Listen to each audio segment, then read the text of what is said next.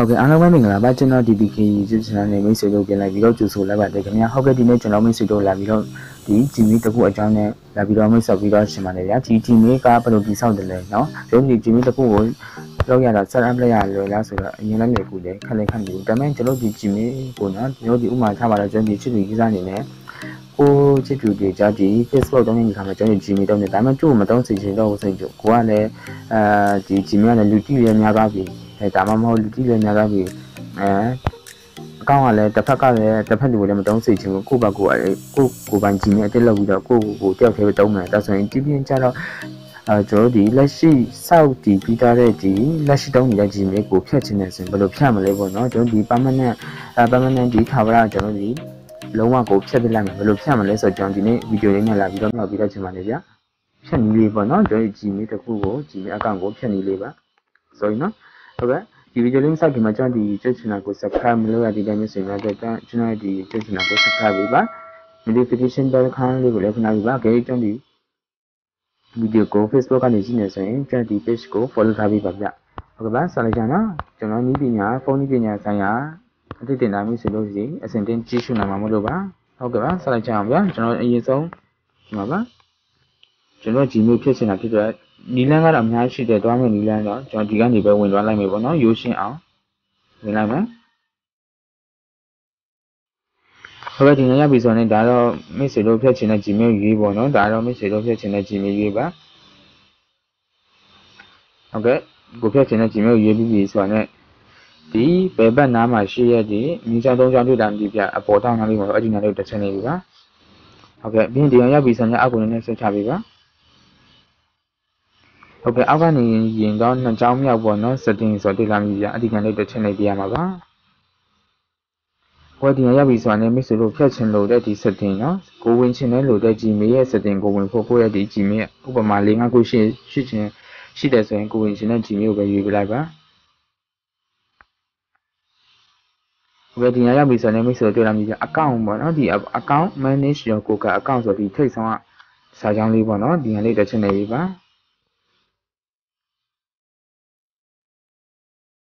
ဟုတ်ကဲ့ဒီနေရာရပြီဆိုရင်ဒီလိုမျိုးဝင်သွားမယ်ပေါ့နော်ဟုတ်ကဲ့ပါဒီနေရာရပြီဆိုရင်ဒီလိုမျိုးဝင်သွားမှာပါ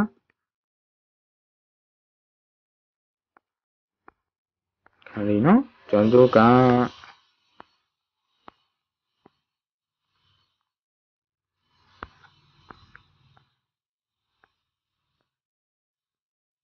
ဟုတ်ကဲ့နော်ဒီလိုရပြီဆိုရင်မိတ်ဆွေကြီးနော် home ရဲ့ personal ရဲ့ data personalization and security ရဲ့ people and sharing เนาะဒါရဲ့အများရှိတဲ့ထဲမှာကျွန်တော်တို့ကြတော့ကြာပဲရေးလိုက်မယ် data and personalization ဆိုတာလေးကိုပဲရေးလိုက်မယ်ပေါ့နော်ဟုတ်ကဲ့ရေးပြီးပြီဆိုရင်မိတ်ဆွေ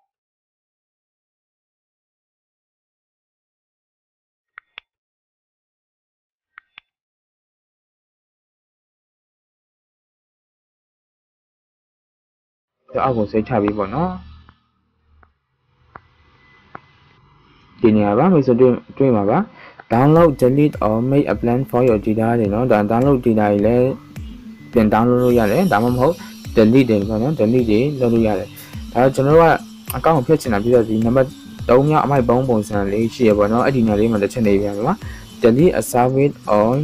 your account ဆိုတာတွေ့လာပြီအဲ့ဒီနေရာလေးတစ်ချက်နေပြန်ပါပါဟုတ်ကဲ့ဒီရပြီဆိုရင်တော့ဒီလိုဆိုတော့ဒီမှာပါဒီချင်းအောက်ကိုဆက်ချပေးပါဒီမှာပါ delete a service နဲ့ delete your Google account ပေါ့နော်ဒီနှစ်ခုရှိတယ်မှာ delete ချင်းကမတူဘူးပေါ့နော်ဒီအပေါ်မှာ delete တာက you can delete a specific Google service from account like YouTube or Gmail ထားပါတော့ကျွန်တော်ဒီ service ကိုပဲ Google ကပေးနေတဲ့ဒီဝန်ဆောင်မှုပေးနေတဲ့ဒီ Gmail တွေတုံးမြောင်ပဲဖြတ်ချင်တယ်ဒါမှမဟုတ် YouTube တွေပဲဖြတ်ချင်တယ်စသဖြင့်ပေါ့နော်ဒါတော့Google ကနေသူ့ရဲ့ဒီသက်ဆိုင်ရာဒီဥမာ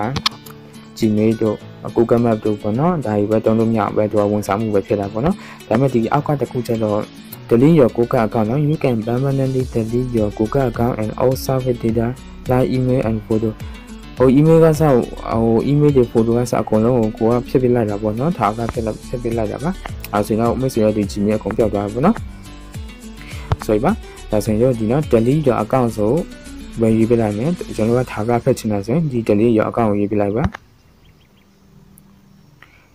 မိတ်ဆွေတို့ဒီမှတ်ထားဖို့ကြတော့တစ်ခုလိုပဲပေါ့နော်ကျွန်တော်ဒီဖြည့်ချင်တိုင်းဖြည့်လို့မရဘူးဒါပေမဲ့တစ်ခုကတော့မိတ်ဆွေဒီ password တော့တည်ထားရမယ်ဒီ Gmail ရဲ့ password ပေါ့နော်ဒီ Gmail password တည်ထားရမယ်ဒီနေရာမှာကျွန်တော်password ရကြည့်လိုက်မယ်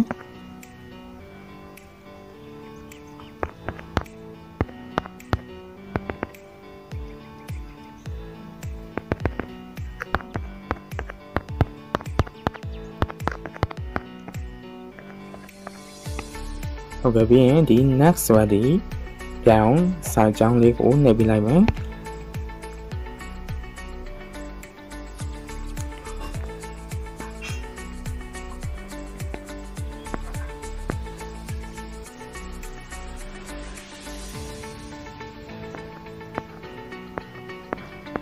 ဟုတ်ကဲ့ပါဒီနေရာရောက်ပြီဆိုရင်တော့မိတ်ဆွေတို့ကျွန်တော်ပြပြပေးကြည့်ချင်တာကကျွန်တော်ဒီ channel စဉ်းစားပါเนาะဒီ channel စဉ်းစားပါအဲ့ဆိုဒီနားမှာဆိုရင်ကျွန်တော်တိတိလောက်တော့ဖတ်ပြမယ် delete your account now use this carefully is not the usual ဘောနော်ဒါပုံမှန်တော့မဟုတ်ဘူးတေချာတော့ဖတ်ပေးပါတဲ့ဒါ gmail.com for example ဒီမိတ်ဆွေတို့အနေနဲ့အတိဆုံးပေါ့နော်ဒီကိုယ့်ရဲ့ဒီ gmail ကိုတုံးပြီးကိုကဟို play store မှာတွားပြီးတော့ချိန်ထားလားဒီ email နဲ့ကျွန်တော်ဒီ YouTube channel ဖွင့်ထားလား Facebook မှာဖွင့်ထားလားတေချာလေးတော့စဉ်းစားပြီးပါဖြတ်ချင်တယ်ဆိုရင်ဒါမှဆိုရင်ကျွန်တော်ဒီ Gmail မှာစကားပြောထားတာနှစ်ခုရှိတယ်ဒါ Gmail ကတေချာကျတော့ဖြတ်ပြလိုက်ဆိုရင်ဒါပါပြောက်သွားမယ်ဒီကျတော့ဒီ YouTube เนาะ this are the associated channel will be deleted the see here for more details ဒါဒီ Gmail ကိုတော့ကျွန်တော် YouTube channel တစ်ခုလောက်ထားတယ် channel တစ်ခုထောင်ထားတယ်ဒါဆိုရင်ဒါလည်းဖြစ်သွားမှာပေါ့နော်ဒါကြောင့်မလို့ပါဒါဆက်ဆက်မှုရှိနေတယ်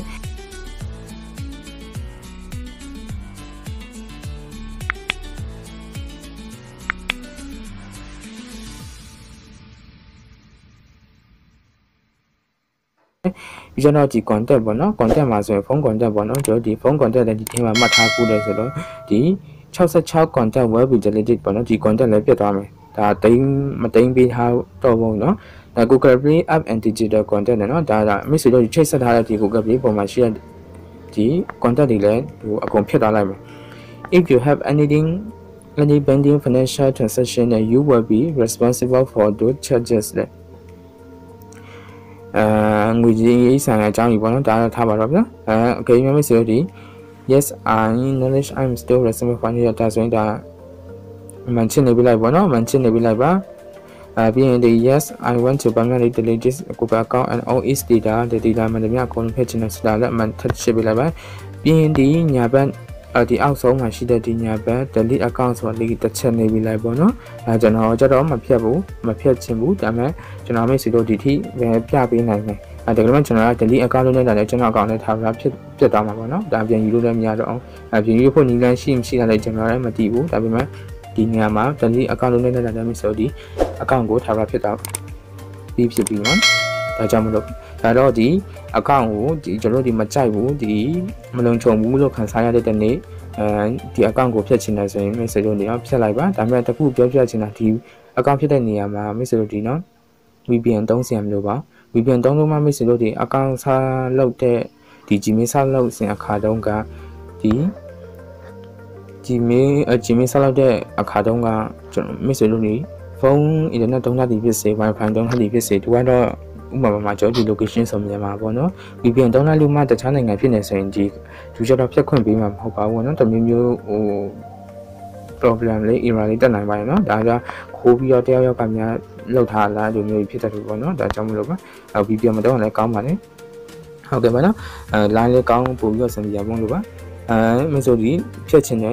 ဒီနေ့တခါကိုမကြိုက်လို့မလုံခြုံလို့စစ်ဖြစ်တယ်လို့မခံစားရလို့ဒီဖြတ်ချင်တဲ့နေ့ဆိုရင်ဒီနီလေးကိုဒီနီလေးဟာမိတ်ဆွေတို့အကျိုးရှိမယ်လို့မျှော်လင့်ပါတယ်ဗျာဟုတ်ကဲ့ဒီဗီဒီယိုလေးဟာအရင်လည်းခံမိပါဘူးဗျာမတိတဲ့မိတ်ဆွေများတော့ယူရပြီးရှင်းပြပေးခြင်းဖြစ်ပါတယ်ကျွန်တော်ဒီ YouTube channel ပါ Gmail ဆိုင်ရာ Google ဆိုင်ရာ YouTube ဆိုင်ရာ Facebook ဆိုင်ရာဖုန်းပညာဆိုင်ရာအကြောင်းအရာများကိုเนาะကျွန်တော်ကြည့်တလားတက်လားနဲ့ကျွန်တော်ရဲ့ဒီ YouTube channel မှာတင်ဆက်နေ့စဉ်တနေ့တပုံနဲ့တင်ဆက်ပေးသွားမှာဖြစ်ပါတယ်เนาะကျွန်တော် YouTube channel ကို Subscribe ထားပြီးပါ notification ခါလေးကိုလည်းဖွင့်ထားပြီးပါကျွန်တော်ဗီဒီယိုနေ့စဉ်အသစ်တင်တိုင်းမိတ်ဆွေတို့စီတက်မှာမို့လို့ပါဒါမှလည်းမိတ်ဆွေတို့အတင်ကြည့်ချွနေမှာဖြစ်ပါတယ်နော်ဟုတ်ကဲ့ဒီဗီဒီယိုလေးအဆုံးထိကြည့်ရှုပေးတဲ့အတွက်အထူးပဲကျေးဇူးတင်ရှိပါတယ်အားလုံးမင်္ဂလာရှိတော်နေ့ရက်လေးဖြစ်ပါစေဗျာ